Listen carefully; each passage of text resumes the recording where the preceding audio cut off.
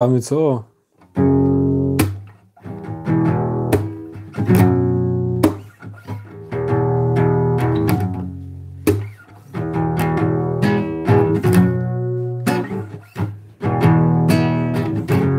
Przetrwamy huragany chwiejnych mów, tworzenia świata podejmiemy trud. Nie damy sobie wyrwać naszych żyć, za żadnym duchem czasu nie będziemy iść. Nie damy się rozszarpać wichrom mod. To co kochamy to nie żadna przeszłość. Zrobimy naszą wiarą świat na miód. Wieczności słońce już nad nami wzeszło. Po co się tak mordujesz? Zdobyć to, co zaraz zetrze czas moździerzu. Zmiana nie jest żadną wartością. Liczy się to, co będzie trwało wiecznie, nie 2 lata. Nieskończoności Ciebie pragnę. Bez Ciebie nie ma myśli żadnej. Nawet czas na synchronicznej osi rysuje, bo rozum syn wieczności inaczej nie umie. Atomy, kwarki, leptony, fotony, bozony. Podział materii zdaje się być nieskończony. Elementarną cząsteczką istnienia uchwytną nam jest zdolność myślenia. Przetrwamy huragany chwiejnych mów, tworzenia świata podejmiemy trud. Nie damy sobie wyrwać naszych żyć, za żadnym duchem czasu nie będziemy iść. Nie damy się rozszarpać wichrom mod. To co kochamy to nie żadna przeszłość. Zrobimy naszą wiarą świat na miód. Wieczności słońce już nad nami wzeszło. Dym, dym, dym, dym, dym, dym.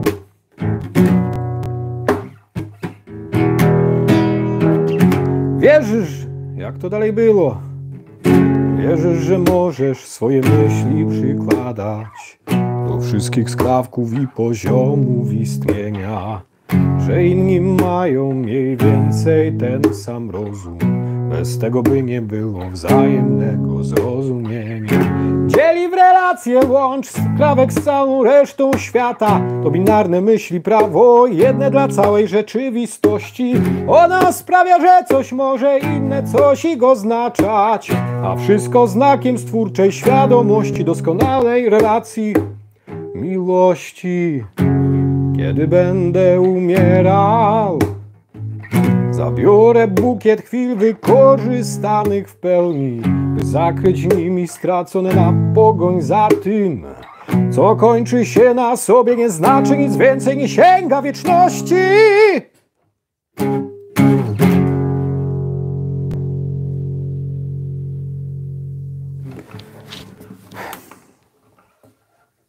Króluj nam Chryste. Widzę, że pojawiło się już 5 osób. Wczoraj niektórzy pisali, że tak strasznie dużo ludzi się pojawiło. To jakiś chyba przypadek, może ktoś tam coś podpromował, może jakiś algorytm. Już 8, coraz więcej. Omawialiśmy przykład pewnej manipulacji, którą miałem Państwu pokazać od 44 minuty. Dzisiaj temat imigranci. Daj Boże, Pani Jolanto. Imigranci, bo niektórzy mówią to do młodych ludzi. Młodzi ludzie tutaj się będą jeszcze pewnie pojawiać, dlatego będę się powtarzał. Słyszą często taki argument, no ale Polacy też popełniają przestępstwa. Szanowni Państwo, to jest taka manipulacja, że aż głowa boli, bo w każdym społeczeństwie są przestępstwa, morderstwa, zabójstwa. W każdym. Ale to jest druga sprawa. Kiedy pojawia się normalna imigracja, normalny przypływ ludzi w tempie zwyczajowym dla danych społeczeństw, na danych szerokościach geograficznych, tylko kiedy ona jest napędzana propagandowo i politycznie jest masowa, to pojawia się taki problem, że wtedy pojawiają się różni przestępcy, którzy szkodzą również tym imigrantom. Ci słabsi giną, docierają tutaj w większości przypadków, w wielu przypadkach silni młodzi mężczyźni i bandyci docierają. A część ludzi rzeczywiście jest oszukana i w wielu przypadkach tu nie docierają, nie wiedzą, po co tu przyjeżdżają. Obiecuje się im Obiecuje się, że tu będą mieli rozmaite udogodnienia, no i oni w to wierzą, oni nas traktują Europę jako jeden zlepek, jako jedną całość. I tam można im różne propagandy, że Europejczycy są nam winni i tak dalej, że tam nam krzywdę zrobili ci chrześcijanie. Jesteśmy traktowani jako chrześcijanie razem z tymi postchrześcijanami w Europie Zachodniej. To jest złożony problem kulturowy. I tak, u nas już mężczyźni nie spotykają się, nie organizują się grupy przy kościołach w trakcie rytuałów, obrzędów. Bo miejsca obrzędów przejęły niestety, i to jest proces kryptoreligijny, stadiony, koncerty. Jeszcze proces się pogłębia. Kiedyś to były wiece polityczne, bo u nas od kultów zbiorowych przechodzi się do egoistycznych kultów, rozwiązłych kultów, które pozbawiają nas dyscypliny, bo jeszcze na stadionie jakaś dyscyplina była. To się pogłębia do indywidualnych kultów, własnego widzimisię, dyskoteki, to też jest pseudokult, substytut kapłana, tak jak ten taki jakiś idol Energy 2000, jak to młodzi ludzie jeszcze tam 20 lat temu jeździli, teraz nie wiem, teraz jakieś inne mają rozrywki. Jeszcze teraz coraz bardziej ciekawe używka w postaci tego smartfona, z którego tu nadaję.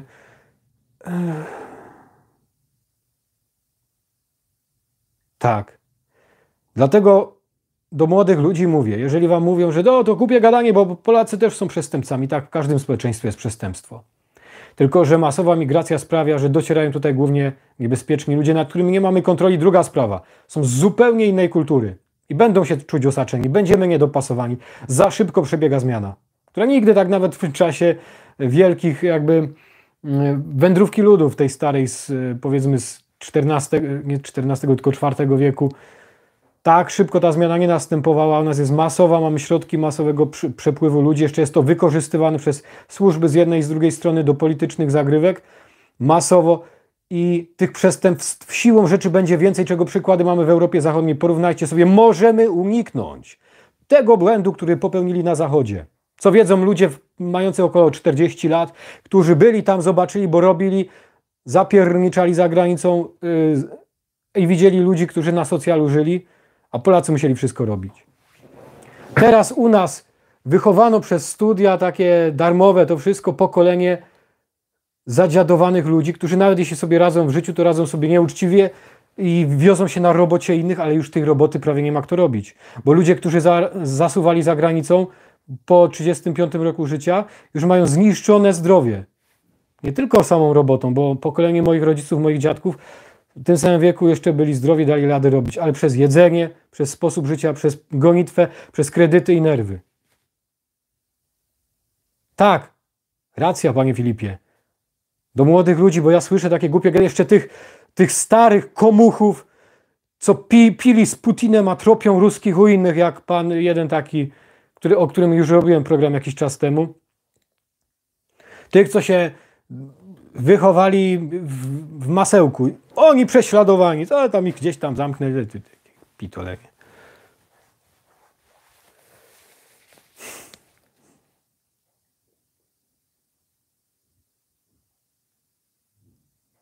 MK. Kim ty jesteś? Przedstaw się z imienia i nazwiska. Albo przyjedź jutro o 12, nie wiem gdzie, o 12 w nocy na Kopiec Kraka, to sobie pogadamy. Przyjedziesz? Czy się boisz? Swoją drogą, słyszeli państwo, że Grzegorz Braun wyzwał wszystkich, którzy go potępili. To też jest taka słowna zabawa, słowna gra, no bo mało kto jego potępił, tylko jego czyny potępili. Przyjeżdżaj. No to jak taki cwaniak jesteś, no mów, że co konkretnie do tematu dyskusji, a nie tutaj rozbijasz.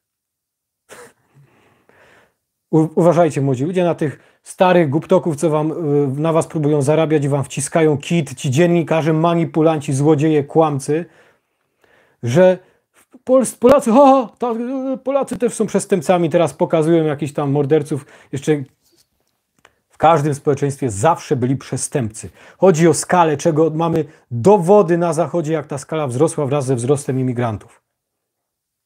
Co jest zrozumiałe kulturowo, bo będzie między nami spięcie. Oni są z innych kultur, mają inne zasady, inną etykę. Z różnych światów nie jesteśmy w stanie tej etyki skontrolować.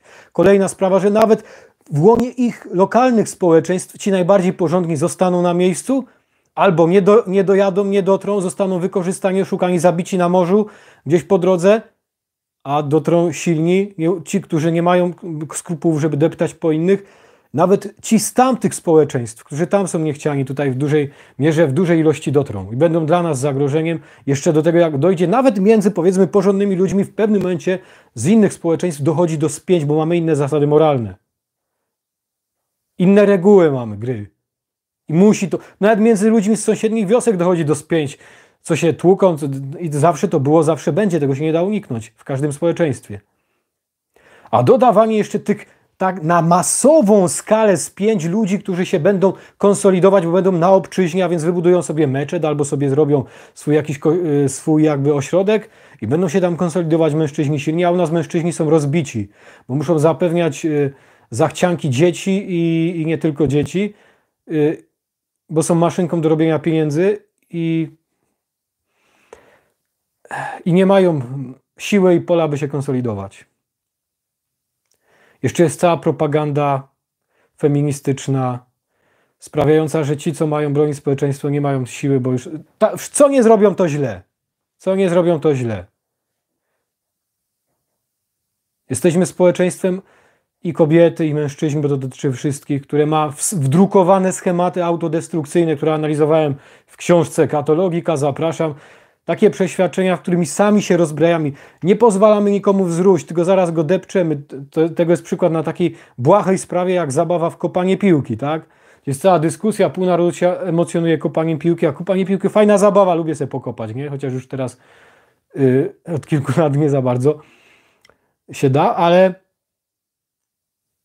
to jest też substytut religii. Takie emocje się wywołuje wokół tego, że jakiś piłkarz źle zagrał, przegrał zawody.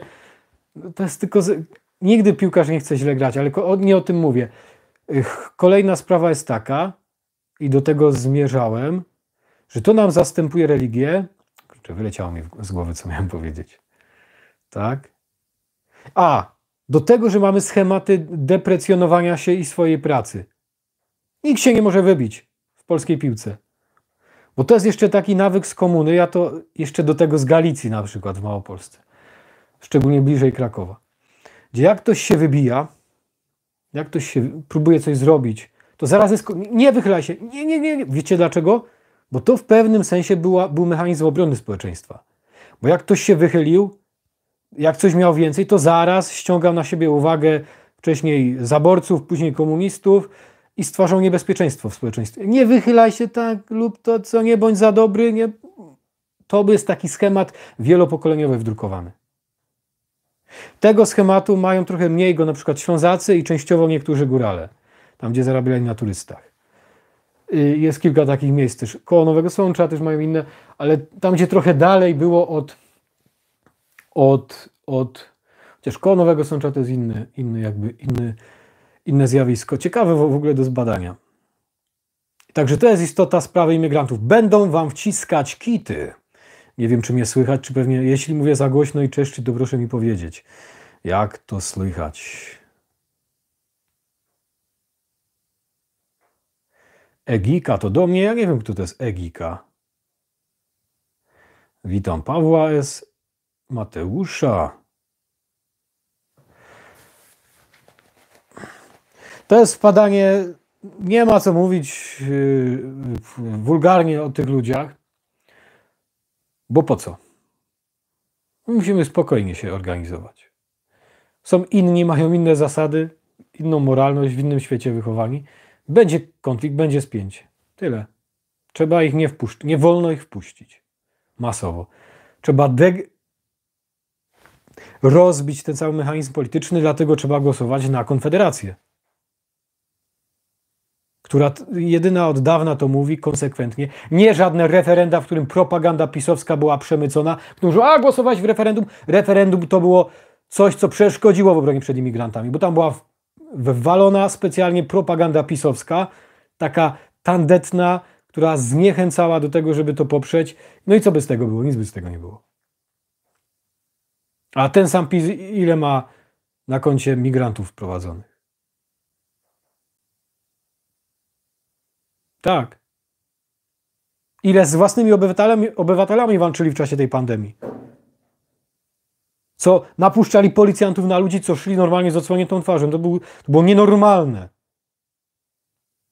A najlepsze, że jeszcze do tego ci, co tak najgłośniej, którym pozwolono się wybić jako obrońcy przed COVID-pandemią, zaczęli sklejać tą słuszną walkę z jakimiś kompromitatorami. Tym pozwolono, bo ci mieli układ z tymi już byli w świecie medialnym wkręceni. Tym pozwolono się wybić, bo byli wygodni, żeby skompromitować ideę. Tak działał efekt Korwina kiedyś, co opisywałem w filmie Efekt Korwina, tego będą uczyć w szkołach, polecam. Wiele razy to opisywałem tak, jak już od razu po gaśnicy opisywałem, jakie będą konsekwencje gaśnicy Grzegorza Brauna. Tego, że fałszywe oskarżenia wobec niego, że jest wariatem, że nie wiem, że jest rasistą, przecież to były kłamstwa na jego temat. Odwracałem uwagę od jego rzeczywistych błędów, jak to, że na przykład rzeczywiście stworzył zagrożenie, no bo to jest nieodpowiedzialne. Gaśnicy się używa tam, gdzie już jest poważne zagrożenie, gdzie ludzie wiedzą, że się pali, uciekają, a nie wtedy, kiedy nie ma zagrożenia, pali się świeczka. No, jakby chciał, to mógł palcem zgasić świeczkę. A stworzył rzeczywiście zagrożenie. Dzieci tam mogły być jakieś. Ludzie grali na tych trąbkach, wciągali powietrze. To jest w ogóle ciekawe, że grali. Co dalej? Co dalej? Przecież rzeczywiście stworzył zagrożenie dla tej kobiety, która tam stanęła w obronie tych swoich żydowskich świeczek. I gdyby to była katoliczka i broniła katoliczkich świeczek, to byśmy to uznawali za bohaterstwo. Takie twierdzenie, że ona zaatakowała Brauna. No gdzie zaatakowała? No to jest kobieta, zaatakowała Brauna. Ja już miałem raz sytuację, kiedy Braun, teraz ostatnio znowu w tym wywiadzie, który Państwu pokazywałem, zaatakował Annę Mandrelę i on tutaj teraz odwraca uwagę po pierwsze od jedwabnego i sprawy imigrantów, wcześniej od obrony kościołów i atakuje ma w swoim szerokim froncie tych, którzy bronili kościołów, nie tych, którzy atakowali, oczerniali obrońców kościołów. Również mnie za obronę kościołów oczerniali, ale to tam, wiecie, no ja byłem tam jednym z wielu ludzi, bo to ludzie oddolnie się organizowali jeszcze przed Bąkiewiczem. Co Bąkiewicz wszedł i dobrze, że wszedł. No to akurat, że bronił, to nic złego. Tak samo teraz, jak mu zarzucają, że kogoś tam pobił, nie pobił, tylko bronił agresorów przed kościołem, a to, że trzeba było nie fikać, nie atakować kościołów. To, że kobieta, no to trudno, a zaatakowała kobieta kościoły. Ktoś porównuje to z Grzegorzem Braunem? Nie, to Grzegorz Braun pierwszy użył gaśnicy nieadekwatnie, stwarzając zagrożenie i zamieszanie. To było bez sensu.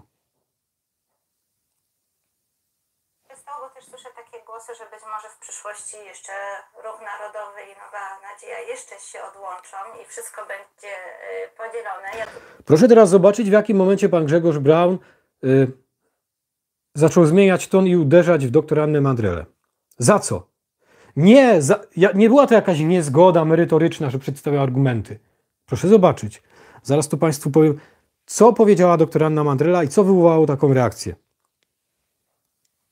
Tutaj powiem tak, gdy kilka lat temu różne stacje, nawet bardzo prawicowe i wcześniej panu przychylne, mówiły różne złe rzeczy o panu, ja nigdy do tego ataku się nie podpięłam, nigdy nic złego na pana nie. To jest coś, o co walczę na moim kanale od chyba 6 lat. Po pierwsze, nie szkodzić, w razie wątpliwości na korzyść oskarżonych, zawsze starać się obronić i wtedy krytykować, kiedy trzeba kogoś obronić. I masy, i normy przed terrorem innowacji i ludzi. I tutaj pani Anna mówiła, że tak, kiedyś broniła Grzegorza Brauna, nie przyłącza się do ataku na niego. Ja już wtedy krytykowałem, bo miałem też inne podłoże i widziałem pewne rzeczy od środka. Ale że nie przyłącza się do ataku i teraz nie przyłączy się do ataku na Mentzena. Proszę posłuchać. Nie powiedziałam. I teraz też ja się nie dołączam do ataku na Konfederację, na tutaj pana Mentzena, pana Bosaka. Będę patrzeć, co się wydarzy. Dopiero jeśli rzeczywiście... To szkoda, to proszę nie patrzeć, to duża strata. Zobaczę, ja oceniam duża to będzie strata. Chciałabym jednak... Słucham? Ona mówi tylko, że nie przyłączy się do ataku, a on jej przerywa, to szkoda, to przykro będzie patrzeć, to szkoda, wchodzi jej słowo i to jej przerywa. To mu się nie spodobało, że tak jak nie przyłączała się do ataku na niego, tak teraz nie przyłączy się do ataku na Mentzena. Szkoda, niech się przyłączy do ataku, nawet jak nie ma powodów w sumieniu. Jak nie ma racji dostatecznej, przecież to jest złamanie zasad cywilizacji łacińskiej. I takim działaniem Grzegorz Braun uczy ludzi błędnej metody, która będzie samograjem rozbijackim na całe pokolenia. I tak się nic nie da na dłuższą metę zbudować, panie Grzegorzu, jak pan chce. I wyzywa na debatę tych, którzy pana potępili, co jest pułapką, bo mało kto pana potępił, tylko potępili pana zdanie, nie pana. To proszę rozmawiać, umówimy się kiedyś ze mną, niech się pan zbierze razem z Janem Pińskim, z Sebastianem Pitoniem, z całą tą Tomasza Sommera, może pan sobie wziąć Monikę Jaruzelską, jeszcze Rafała Otokę-Frąckiewicza, który mnie zablokował, obraził mnie, wyzwał od dzieciaków, co też pan ma tutaj w zwyczaju, mówiąc, moi młodsi koledzy w taki bardziej zawoalowany sposób, próbuje ich sprowadzić do pozycji młodszych, dzieciaków, tak? To robił Gadowski kiedyś, co mu wyrzucałem, kiedy pan jeszcze był w Konfederacji i pana też przed tym broniłem, bo pan był w tej Konfederacji z Bosakiem, którego Gadowski poniewierał, mówiło chłopczyki Giertycha, takimi rzucał insynuacjami. I to jest główny rak. To was rozbija. Na krótką metę może jakieś doraźne korzyści polityczne wam przynieść, a na dłuższą metę to jest zniszczenie, demoralizowanie społeczeństwa, pana bańki. Ci ludzie będą panu nie wiedzieć, w którą stronę pana bronić. Wczoraj to omówiłem w osobnym filmie. Znowu widzieć razem. Mam nadzieję, że to się kiedyś wydarzy. To znaczy, pani redaktor... Dalej pan przerywa?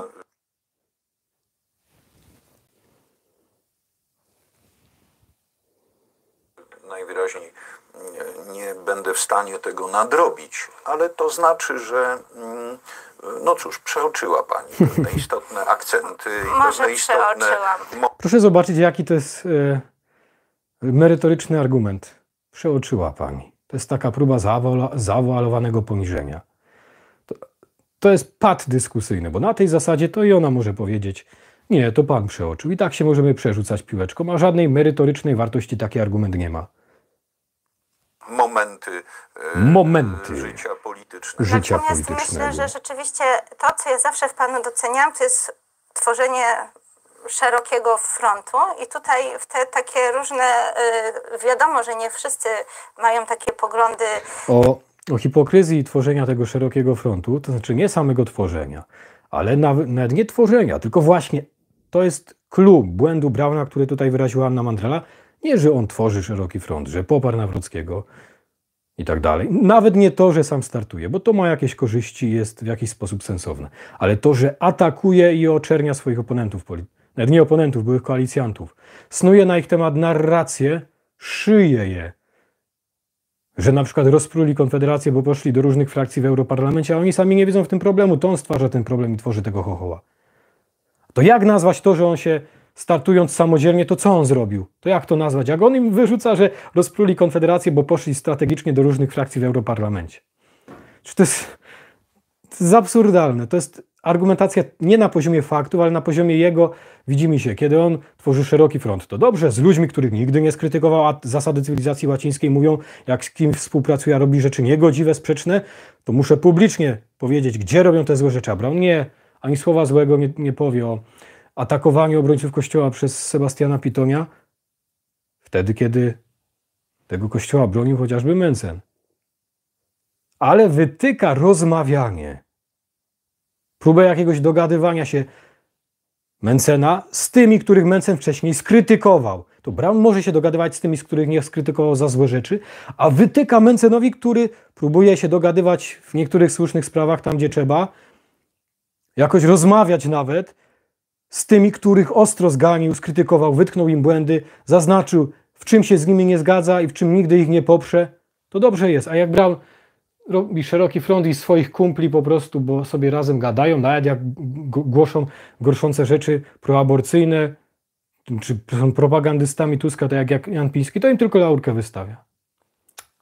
To jest hipokryzja, to jest sprzeczne z zasadami cywilizacji łacińskiej. Tu atakuje jeszcze Annę Mandrelę w wywiadzie, tak właśnie jej przerywa. Jak pan, co teraz pan podkreślił, jednak żeby tą niepodległość odzyskać, no to ten front musi być szeroki. My nie możemy... Co? Chłopie! Panie Grzegorzu, nie dajesz, widzisz, że jedna z pierwszych się odezwała krytycznie wobec tego, co pan robi, zaprosiła pana do studia, to jest dość odważne, jak na kobietę, i pan jej tutaj nie daje skończyć nawet słowa. Oj, panie Grzegorzu. Inny nie mówi. Ja byłem świadkiem takiej sytuacji, którą ostatnio opisywałem już w 2021 roku. Jak poszło oskarżenie wobec jednej działaczki, że się skompromitowała w oczach Grzegorza Brauna, wypowiedziany przez Piotra Heszena, który się sam ogłosił nowym koordynatorem Korony. I co? I później Grzegorz Braun to wsparł, Włodzimierz Skalik, żeby to wytłumaczyć, to oskarżenie bez żadnego dowodu, bo na czym polega ta kompromitacja? Nie powiedziano w ogóle na czym, a zniesławienie poszło w świat. Czy to, co powiedziano, to ten, co wygłosił to oskarżenie, Piotr Heszyn, przypisał własną postawę innym, tym, którzy tej postawy nie prezentowali, czyli chęć upolityczniania jakby fundacji lokalnej na rzecz partii. Obrócił wszystko do góry nogami. Grzegorz Braun, kiedy mu zwrócono uwagę, żeby wysłuchał osoby, którą oskarżył i publicznie zniesławiające takie stwierdzenia jej wypowiedział, że się skompromitowała w oczach Grzegorza Brauna, co było wypowiedziane do jakichś zwolenników Grzegorza Brauna, więc to miało jakąś wagę z autorytetu. Nie będzie z nikim rozmawiał. Napisałem mu to na piśmie demu po 2 latach, jak dostałem do niego numer. I co robił? Powiedział, że jest, no zostawmy to, ale po prostu, bo to jest rozmowa między nami. Nie przyjął tego do wiadomości, nie chciał nikogo słuchać, nie chciał przeprosić. Złamał zasadę audiatur et altera pars. Wysłuchać 2 stron konfliktu, jak jest jakiś lokalny, a nie zawierzyć tylko jednej, przyjąć na wiarę jej wersję. I jeszcze później pan Włodzimierz manipulował tekstem, tak interpretował, łamiąc zasadę interpretowania na korzyść oskarżonego. Po prostu nadinterpretowywał tekst tej prezes fundacji, która została nazwana skompromitowaną.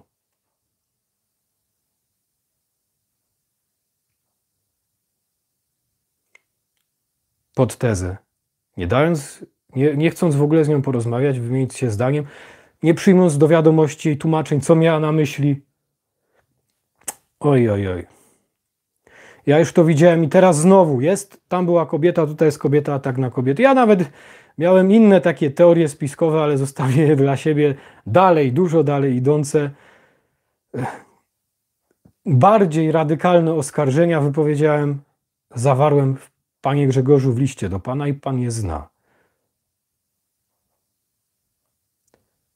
Problemem jest to, że pan wciąga ludzi w oskarżenia w sprawach na podstawie niby mądrych informacji, których większość z nich nie może zweryfikować, a więc albo wierzy panu na słowo, albo pana będzie przesadnie odsądzać od czci i wiary i się będzie społeczeństwo polaryzować, tak jak w popisie. Będą pana oskarżać o rasizm, to jest kłamstwem wobec pana. O antysemityzm, to też jest kłamstwem, bo de facto nic pan antysemickiego nie powiedział. O wariactwo, to też jest kłamstwem. O chamstwo, pan jest grzecznym człowiekiem. I właśnie czasem na tym polega pana błąd. Na grzecznym, ja to już tak nazywam, chamstwie, którego mamy tutaj przykład. To przerywanie, gdy tylko się sprzeciwiła panu, a teraz, gdy chce rozmawiać, gdy odpowiedziała na pana wyzwanie każdego, kto pana potępił do rozmowy, no to odpowiedziała to panu i nie będzie z nią rozmawiał. No chyba że Anna Mandrela mówi nieprawdę, czy redakcja tej telewizji Lublin. Ale informacja już jest dawna, a pan milczy, pozwala dalej, tak jak pan w innych tweetach mówił, żeby internet się rozgrzewał, żeby się sprzeczne informacje rozrywały społeczeństwo na strzępy, budziły emocje. Sam pan mówił, domyślajcie się, zostawiał uśmieszki, żeby ludzie sami się domyślali, dorabiali teorie spiskowe w wielu swoich wpisach. No to jest bardzo szkodliwe. Dalej, panu wolno tworzyć szeroki front, a inni jak próbują się z kimś dogadywać, to już nie wolno. Bosakowi nie wolno powiedzieć, byle nie Trzaskowski, a panu później wolno poprzeć tego Nawrockiego, czy wcześniej Dudę. I sobie pan tworzy do tego jakieś wyjaśnienie. Panu wolno oskarżać, insynuować, bez podstaw merytorycznych. Pan mówi, oni kłamią, no i tego się udowodnić nie da, a innym nie wolno. Otrząśnijcie się, ludzie. Teraz mamy tą właśnie próbę konsolidowania społeczeństwa w obronie przed imigrantami. Nie przed ludźmi jako takimi, tylko przed procesem politycznym, który ich masowo tutaj sprowadza, propagandą. Bo oni widzą, docierają do nich informacje, że można, no to przyjeżdżają. Nawet są tam wśród nich również ludzie oszukani, nawet niewinni, może nie docierają, często giną i my szkodzimy nawet tym porządnym imigrantom, którzy myślą, że my tu na nich czekamy. tak? Bo przecież im tak mówią, wielu z nich. Są tam bandyci, nieuczciwi, ale są tacy, którzy myślą, że my na nich czekamy i oni są oszukani. I to propaganda zachodnia się do tego przyczynia. Znaczy, ta postzachodnia, nie wiem jak to nazwać.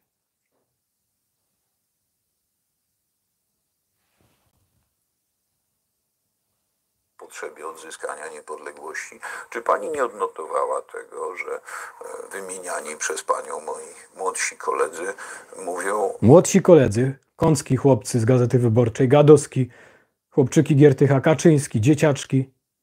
To jest ta narracja deprecjonująca, opierająca się na cesze zewnętrznej, jaką jest młody wygląd. Tak zwany babyface dwóch liderów obecnej Konfederacji. To jest zręcznym chwytem marketingowym, ale bardzo brzydkim. Tym bardziej w wersji takiej grzecznej. Moi młodsi, nie chłopcy, ale młodsi koledzy. Bezalternatywnie o przynależności Polski do Eurokołchozu. Gdzie? Niech pan to udowodni, tak jak panu to wykazałem w materiale na tym kanale przed chyba 3 miesiącami. Kto kłamie? Gdy wykazałem panu, że pan stawia fałszywe zarzuty, insynuacje Mentzenowi, gdy mówi, że ten bezalternatywnie jest zwolennikiem członkostwa w Unii, to z niczego nie wynika, to jest pana nadinterpretacja niekorzystna, sprzeczna z zasadą cywilizacji łacińskiej, a więc te pana gadanie o cywilizacji łacińskiej jest pic na wodę. Jak panu co nie pasuje, to se pan nagnie narracją talmudycznie faryzejską do tego, co panu pasuje, no i po robocie. A panu wolno, a innym oskarżać, deprecjonować, insynuować, a innym nie wolno się bronić, bo pana zaatakowali. To panu wolno, a jak pani Mandrela się sprzeciwia, to zaatakowała pana, tak mi gadają jakieś manipulanci. Wychodzi pan Tomasz Sommer, próbuje odwrócić uwagę, mówi, że pani Anna Mandrela pracuje dla Nowej Nadziei, nie podając żadnych dowodów. Później pani Anna Mandrela temu zaprzecza. No i takie wrzutki, żeby odwrócić uwagę od tego, że wykazano, że król jest nagi. Że to jest tylko narracja, że ma piękne szaty. Podległości Polski w strukturze Ale jak Paktu praktycznie, Północnoatlantyckiego. jaki ma pan praktyczny krok po kroku teraz? To jest o tyle dalej hipokrytyczne, że w tym programie, o którym mówiłem wczoraj, gdzie był i pan Braun, i pan Korwin, i pan Winnicki, pan chyba Korwin mówił, czy Winnicki, że są u nas frakcje, którzy nie chcą wyjścia z Unii. Tylko chcą jej reformowania, powrotu do EWG, są różne koncepcje, nie chcą wyjścia, tylko chcą zostania, żeby ją rozwalić od środka, tak jak mówił Korwin. A więc to nie jest tak, że to jest jakaś nowinka Mentzena, tak? A w ogóle to on tutaj mówi o bezalternatywności. Skąd on to wziął? Z czego? To jest jego, widzimy się, z jego wyborcy, jego bańka wieży, bo Braun został wypozycjonowany na bohatera. No i teraz mówił, wierzą. Tak to działa. Plan swój, żeby tą niepodległość odzyskać. Teraz ważą się losy. Czy rodacy, Polacy, zechcecie uchwycić mocny przyczółek niepodległości w urzędzie? Dobra, panie Grzegorzu, jak się ważą losy i jak pan stawia zarzuty, to niech pan nie zostawia ich bez dowodu i nie leci dalej w szycie narracji, bo to jest nieuczciwe. Nie podał pan dowodu na swoje oskarżenia, tylko dalej buduje na nich następne opowieści. Bez żadnego konkretu. Co to ma być? To jest pływanie. Prezydenckim i to się rozstrzygnie z 18 na 19 maja, a dalej w perspektywie w tej kampanii prezydenckiej już się to rozstrzyga, czy polscy patrioci, wolnościowcy, narodowcy, katolicy... No to wszyscy wiedzą, że się coś tam rozstrzyga w każdych wyborach do rzeczy. W ogóle reprezentację w następnym Sejmie. To się rozstrzyga, czy w następnym Sejmie będą katolicy tylko zmodernizować. Dobrze, panie Grzegorzu. Tylko czy to, nawet gdyby pan taktycznie startował, co ma swoje plusy i to panu przedstawiałem, to po co? Dodaje pan do tego atakowanie tych, którzy mogliby powiększyć, tak jak Mentzen i Bosak, oczernianie ich, atakowanie bez dowodu, insynuowanie na ich temat, jak mogliby powiększyć to jakby zaplecze polityczne po prawej stronie odpisu.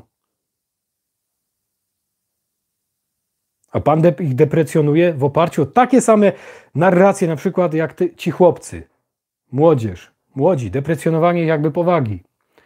Oczywiście tu nie ma żadnej merytorycznej podstawy do tego. Dalej, mówi pan o wywróconym, niewywróconym stoliku, że przysiedli się do stolika. To panu wolno się przysiadać z szerokim frontem ludzi, którzy atakowali obrońców Kościoła?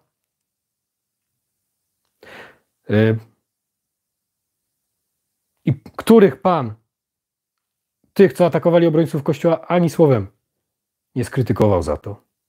Publicznie, za ich publiczne działania, tak samo jak panu wolno polecać, pochwalać Pińskiego bez skrytykowania jego szkodliwych, sprzecznych z pana deklarowanymi poglądami działań, a innym Mentzenowi nie wolno rozmawiać z Dudą, czy Sikorskim, czy tym co startował na prezydenta, jak on się nazywał, Trzaskowskim, po tym jak go ostro skrytykował, przedstawił, z czym się z nim nie zgadza i próbował zobowiązać do pewnych obietnic, stawiając warunki, to jest taka przewrotność, odwrotność cywilizacji łacińskiej, bo pan nie krytykuje tych, którzy są pana kumplami, nawet jeśli mają sprzeczne poglądy, dlatego, że są kumplami, czy że nawet nie kumplami, ale macie jakąś koalicję, jakąś umowę i dlatego pan ich nie krytykuje. Nie, no to nie jest łacińskie.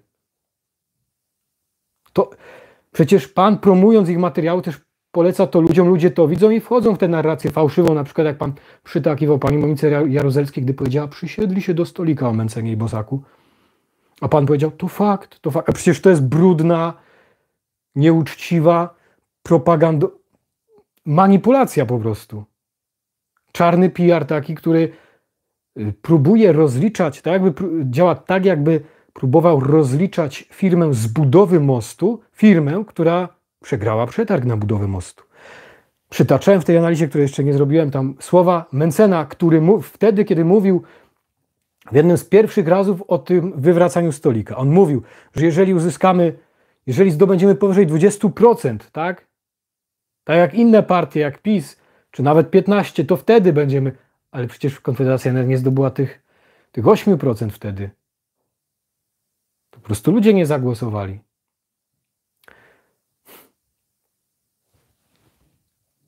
Dalej pan wyrzuca hasło Bosaka, byle nie Trzaskowski.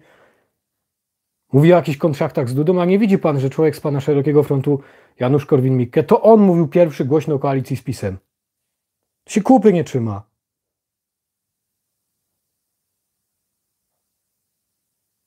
Wy se gadacie co chcecie, a później zawsze się wytłumaczycie przed swoimi odbiorcami.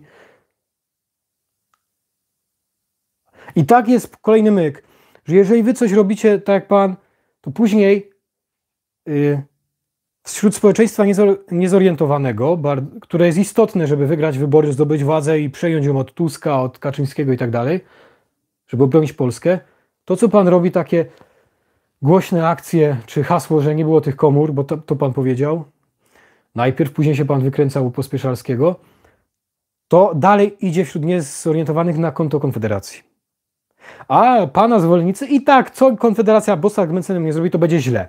Czyli tych pan odbiera ludzi Konfederacji bardziej zaangażowanych, którzy idą za pana głośnymi, mocnymi emocjami i wpisuje się pan w taki archetyp bohatera. Tych pan odbiera, a z drugiej strony odbiera pan Konfederacji tych ze środka społeczeństwa, z centrum właśnie, tych mniej zorientowanych, dla których pana czyny dalej idą na konto Konfederacji, bo jeszcze nie do końca odróżniają, bo im się to kojarzy, bo pan był kiedyś w Konfederacji i w to uderza od razu propaganda pana kolegi Pińskiego, jego kolegów.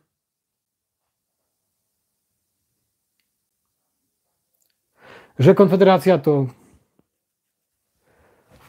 Nie, może pana Pińskiego akurat w tym wypadku nie, ale inni od razu mówią i grzeją i to większość ludzi podchwyca, że Konfederacja to dalej Braun. I oni to zaraz chwytają. Czyli pan szkodzi z dwóch stron w ten sposób.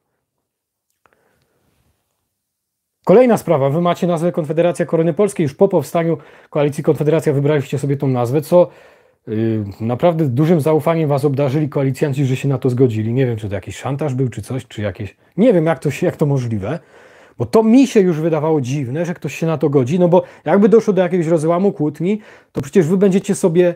To, co wy robicie, na przykład niekorzystnego dla innych z Konfederacji, będzie szło na ich konto, a to, co oni robią korzystnego, praca całej koalicji, będzie szła na wasze konto i będziecie sobie mogli, tak jak w tym sondażu, uzurpować jakby nawet tak medialnie, nie wprost, nie musicie tego mówić, no ale jak napiszecie Konfederacja Korony Polskiej, to pierwszy człon będzie Konfederacja i ludzie na początku nie będą dokładnie odróżniać i to wam pozwoli podbić sobie sondaże. A tutaj pan mówi, wyszydza z Anny Mandreli, że ona wierzy w sondaże, czym pan zmanipulował, bo ona mówiła w tych sondażach, że nawet nie o sondażach, tylko ona mówiła, że jest realistką i największe szanse ma Trzaskowski z Nawrockim.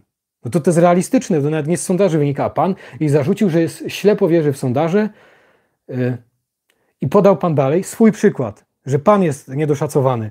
No ale ona nie mówiła o panu. Pan obalił chochoła, zmanipulował tą wypowiedź. Nie wiem, czy to dalej będzie widać. Czy wcześniej to było? Kościoła dobroludzizmu z eminencją Rysiem w owczej skórze, z bredniami na temat protestantyzmu. Zadowalanie tych, którzy nie lubią biskupa Rysia. Ryś w owczej skórze, ha, ha, ha, ha, ryś w owczej skórze. Co to wnosi do dyskusji? Nic. Ekscesami liturgicznymi również. Tak, żeby zadowolić tradycjonalistów, tradycjonalistkę, z którą pan rozmawia, i ludzi. Też będzie tam reprezentacja tradycji.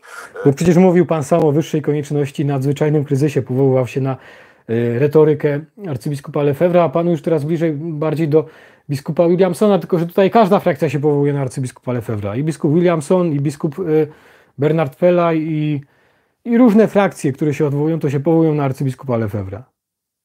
Ja osobiście uważam, że błąd był już w postawie samego arcybiskupa Lefebvre'a, no, ale tutaj się i ze mną ani pan Mencen nie zgodzi, który z panem się akurat zgadza, kiedy na przykład mówi, że w swojej narracji o Soborze Watykańskim II i pewnie razem z jednym głosem tutaj z panem będzie mówić również pani Anna Mandrela, ja się z nimi nie zgadzam.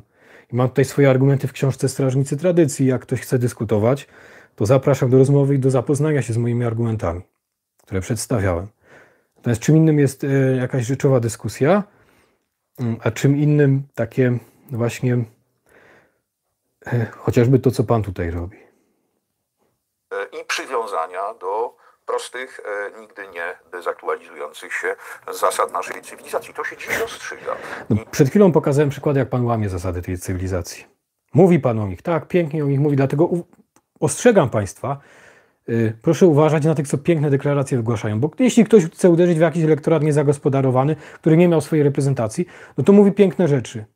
A nawet ktoś może szczerze mówić, a później nie rozumieć, że to łamie, jak szczególnie gdy działa w jego przypadku efekt Barabasza, polegający na tym, że ta nazwa jest, ja w książce Katologika już o tym pisałem, polega on na tym i opiera się na tej scenie z filmu Barabasz, takiego starego, który widziałem, jak byłem dzieckiem, gdzie Barabasz chciał zostać chrześcijaninem, no i usłyszał plotkę, że chrześcijanie podpalają Rzym, no i sam zaczął podpalać i wrzeszczeć, że jest chrześcijaninem. No i w ten sposób jakby przyczynił się do tego, że fałszywa definicja postawy chrześcijańskiej została jeszcze bardziej przyklejona do chrześcijan. A był neofitą, jeszcze nie do końca rozumiał. Tak, ja tak myślałem o wielu postawach, nie tyle pana Grzegorza, co jego jakby ludzi wokół niego, którzy często byli neofitami, przyszli od razu do tradycji katolickiej, a wcześniej tak jak to ich łączyło, właśnie do tego znaleźli wielu z nich jakby swoje jakby środowisko w środowiskach tradycyjnych, że wcześniej byli daleko od kościoła, wielu z nich było daleko, część była blisko, ale tam ci ludzie dominują, bo zdobyli lepszą pozycję ekonomiczną, byli daleko od kościoła i kontestowali ten kościół, walczyli z kościołem i teraz też walczą z kościołem, tylko z pozycji tradycjonalistycznych, z tym neokościołem. I to jest jakby też kalka ze środowisk tradycyjnych, czyli z tego środowiska, do którego uderza pan Grzegorz Braun i to łączy te środowiska, dlatego to są nie tylko środowiska tradycyjne, ale te, które mają pewien taki rys przeciw współczesnemu kościołowi jako takiemu. Znaczy, tradycjonaliści powiedzą, na pewno nie są przeciw kościołowi wprost, tak nie uważają.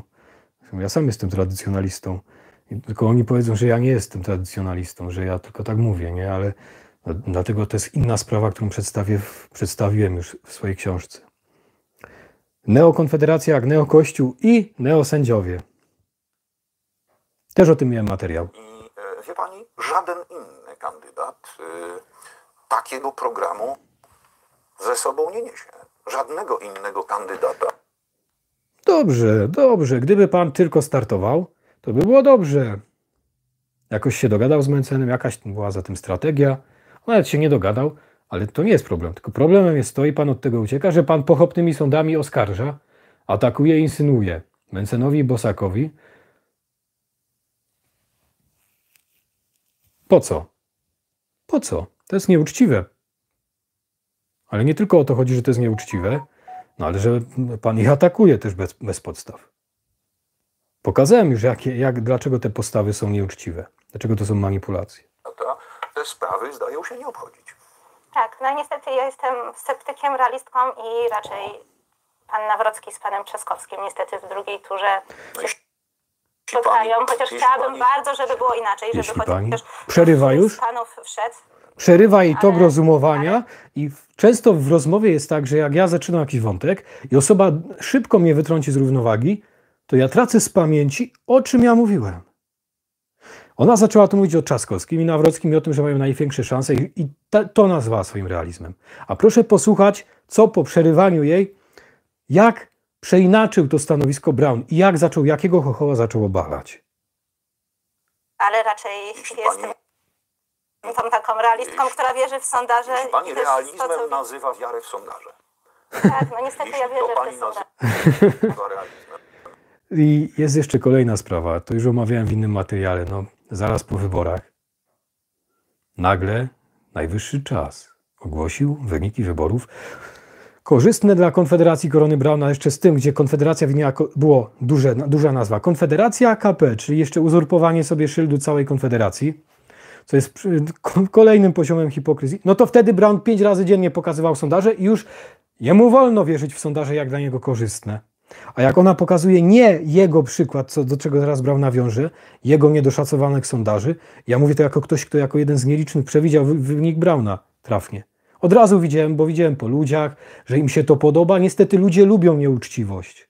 Lubią takie zagrywki manipulatywne i wierzą takim manipulantom, dlatego wierzyli Platformie i PiS-owi i ci rządzą na zmianę. No trudno. I Grzegorz Braun niestety w to wszedł, zamiast kontynuować rozbijanie tego manipulowania popisowego. I co jest tutaj przewrotne? Po pierwsze, tutaj sam próbował wytknąć wiarę w sondaże, później sam przytaczał sondaże, jeśli jemu były korzystne. Po drugie, przeskoczył do wątku swojego, a Mandrela mówiła o Trzaskowskim i Nawrockim, co się sprawdziło. Coś tam jeszcze było, ale mi wyleciało. No to cóż, pozostaje z ubolewaniem. Z ubolewaniem. Natomiast Był to jakiś rzeczowy argument? Cofnę trochę, bo tam było jeszcze coś, co miałem... Liturgicznymi również, czy tylko tacy Co miałem omówić? modernizowani katolicy wejdą do A to ciekawe, że cicho się zrobiło na czacie, czy ja nie tam widzę. reprezentacja tradycji Cicho i się zrobiło na przywiązania czacie. do prostych, nigdy nie dezaktualizujących się zasad naszej cywilizacji. To się dziś ostrzyga. I wie pani, żaden inny kandydat takiego programu ze sobą nie niesie. Żadnego innego kandydata te sprawy zdają się nie obchodzić. tak, no niestety ja jestem sceptykiem, realistką i raczej pan Nawrocki z panem Trzaskowskim niestety w drugiej turze się Jeśli spotkają, pani- chociaż jeśli chciałabym pani- bardzo, żeby było inaczej, żeby chociaż któryś z panów wszedł, ale raczej Jeśli jestem pani- tą taką realistką, która wierzy w sondaże. Jeśli pani i też realizmem to, co... nazywa wiarę w sondaże. Tak, no niestety Jeśli ja to wierzę. Ten, który sam później przytaczał sondaże. I kolejna sprawa, że akurat w tym wypadku sondaże są wiarygodne, no bo tak, no tutaj sondaże będą wiarygodne, bo działa zasada samospełniającej się przepowiedni. I tutaj nie ma podstaw, by nie wierzyć w sondaże. Po prostu one się spełniają, bo są i działają. I tak jest realistyczne podejście, że rzeczywiście ludzie wybiorą tych, którzy w sondażach wygrywają. A Braun tutaj zaczął obalać chochoła. To Że pani to sondaże. nazywa realizmem, no to cóż, pozostaje z ubolewaniem. Z ubolewaniem. Natomiast No, dlaczego? Dlatego, że to znaczy, że realizując tutaj taką ciekawą pracę, taki projekt właśnie jednak głęboki, taką pracę intelektualną, organiczną prowadząc, pozostaje pani jednak zakładnikiem i niewolnikiem mainstreamu. To znaczy przyjmuje pani te reguły gry, że Nie, to pan zaczął. A to pan co robi, kiedy pan przytacza sondaże, jak są panu korzystne? No. Nam wolno przytaczać sondaże i w nie wierzyć, jak nam pasują, a innym nie wolno.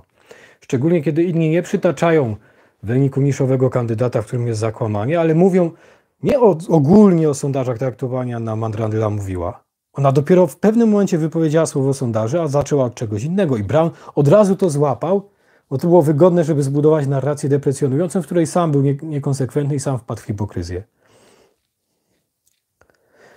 Anna Mandrela wyszła od Nawrockiego i Trzaskowskiego i w tym wypadku sondaże się zazwyczaj sprawdzają w przypadku dwóch największych kandydatów. Proste. Tak to działa. Bo takie mamy społeczeństwo, że wierzy w sondaże. I akurat tutaj tak zmanipulował stanowisko Anny Mandreli, takiego chochoła obalił. Że sprawczość polityczna może być funkcją jedynie pieniędzy i czasu ekranowego, czasu antenowego w mediach głównego ścieku. Pani ten dyktat najwyraźniej przyjmuje. No to Najwyraźniej. szkoda. No to szkoda. Przypisał jej pewne stanowisko, tak przez siebie uszyte, no i zaczął mówić, że to szkoda. Tylko czego mu szkoda? Jego własnego chochoła, czy rzeczywistego stanowiska pani Anny Mandreli? Nie stanowiska pani Anny Mandreli, tylko jego chochoła. Się z wszystkimi sondażami, ale ja też tutaj nawet mam kolegę, który pracuje w sondażowni, czasami coś mi powie, co do mojego wyniku w wyborach też bardzo mu dobrze poszło, no i też my jesteśmy trochę tacy mimo wszystko zamknięci w pewnej bańce, na przykład mój kanał, to nawet się tu może na mnie obrażam, że ja dzisiaj takie pytania niewygodne zadaję, bo mój kanał to są pana posła wyznawcy.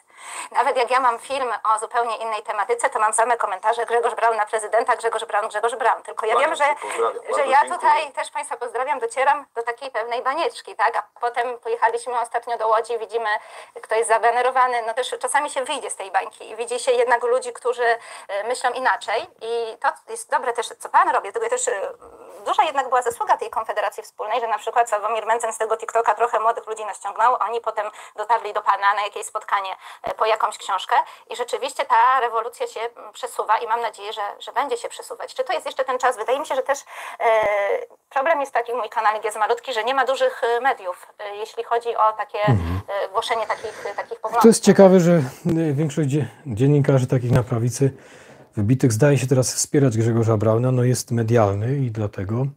Nawet Jan Pospieszalski udzielił mu głosu i to jeszcze to wyszło tak przychylnie dla Grzegorza Brauna i jest kilku dziennikarzy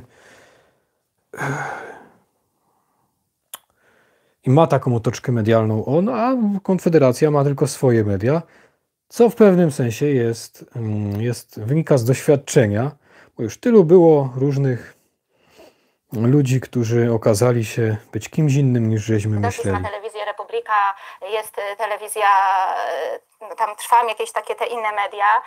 Wiadomo, koalicja rządząca ma TVN, telewizję polską i wszystko, a my tu mamy takie tylko małe przyczółki, które nie wiadomo, czy nie zostaną w ogóle zamknięte, jeśli ta cała mowa nienawiści teraz wejdzie, tak? To wszystko, dlatego też jest mój taki realizm i mój taki sceptycyzm. To może troszkę, żeby ten pani realizm urealnić, zwrócę uwagę. To jest taki typowe grzeczne chamstwo. Realizm urealnić. Pani nie jest, mówi o realizmie, a nie jest realna. No właśnie to, że jest realna, pokazały wyniki wyborów.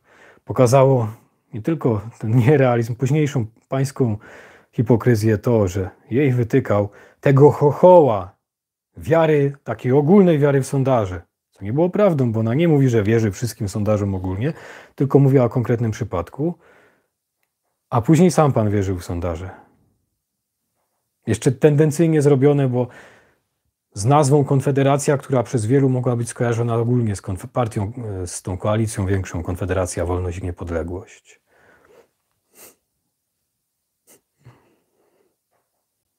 Uwagę na liczby. W każdych wyborach w Polsce głosuje mniej więcej stała liczba, około 20 milionów Polaków. Jeżeli w jakichś sondażach,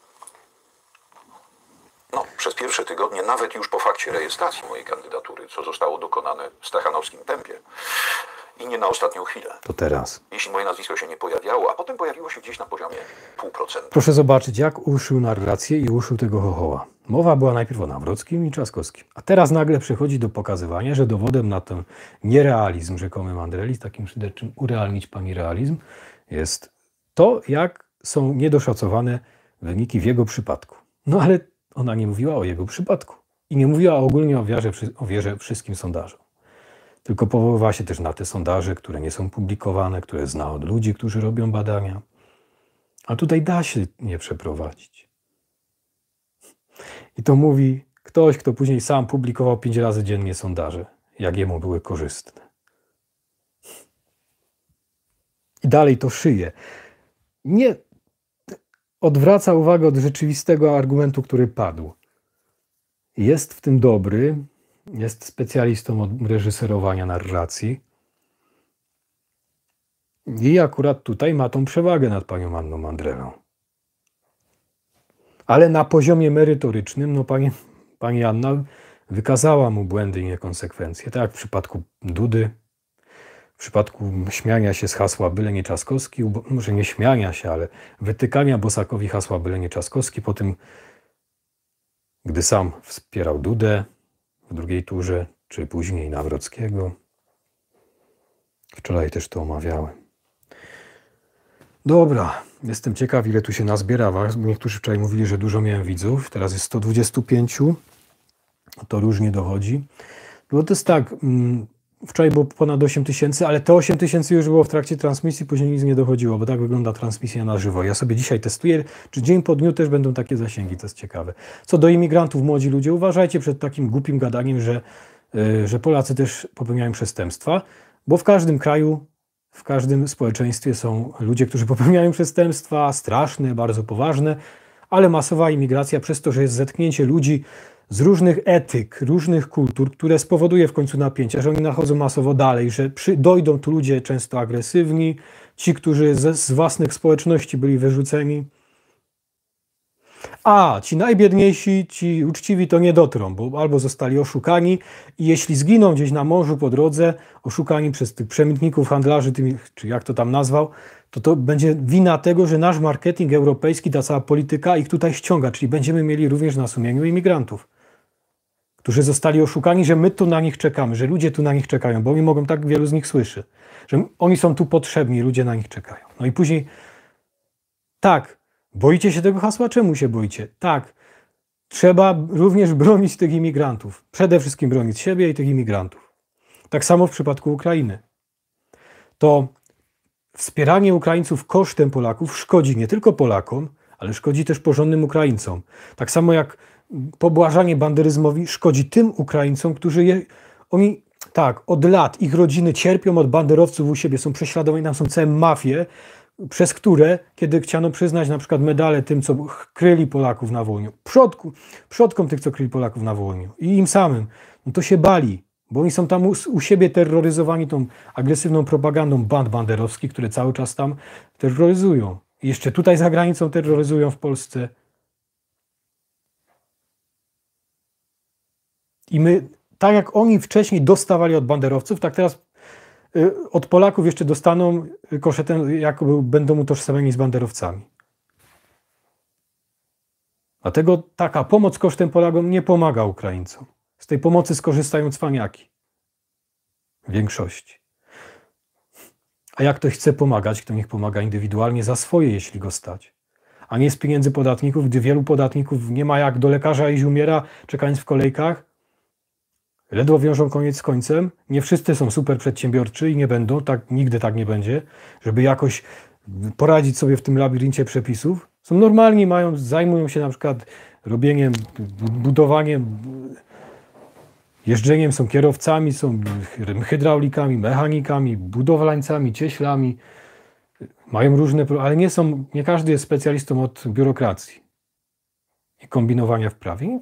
Tylko mniejszość będzie. A dzisiaj się wymaga tego, żeby wszyscy byli specjalistami od biurokracji, a przez to nie mają czasu wykształcić zdolności praktycznej. Dlatego potrzebujemy inżynierów z Afryki. Potrzebujemy. Bo niestety to jest napędzane.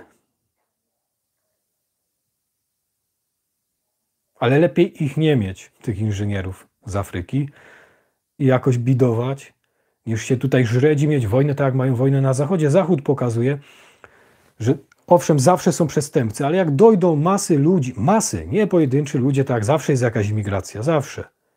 Ale jak to są masy napędzane marketingowo i politycznie, to powodują duże spięcie, starcie, niezgodności sposobów życia, agresję wzajemną, jednych na drugich.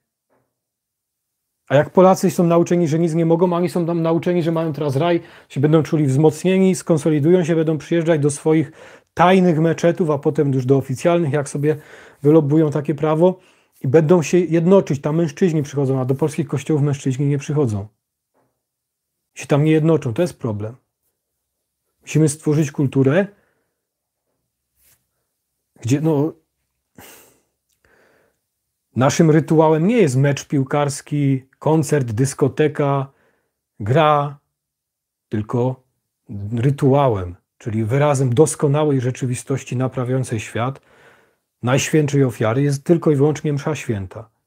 Doskonałym rytuałem. Tam przychodzimy.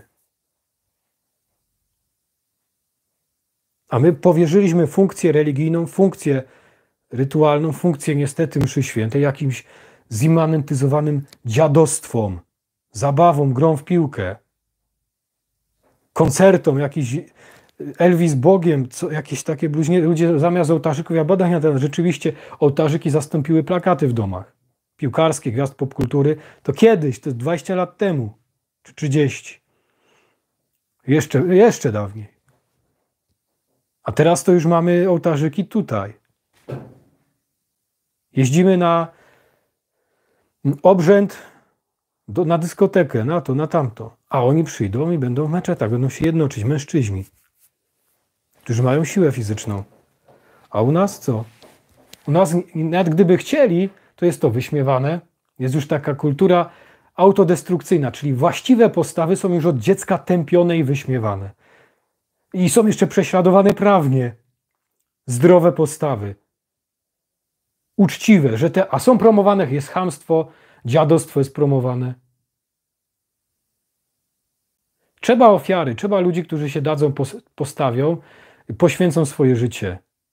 Nie zdobędą sukcesu światowego, tylko się poświęcą, pokazując, że można żyć nie łamiąc zasad. Nawet jeśli zginą przez to, jeśli zostaną zamordowani, jeśli nic nie zdobędą, nie osiągną sukcesu, trzeba ich więcej, żeby się razem wspierali i żeby ta odrobina kwasu, dobrego kwasu, zakwasiła całe ciasto. Dobrego.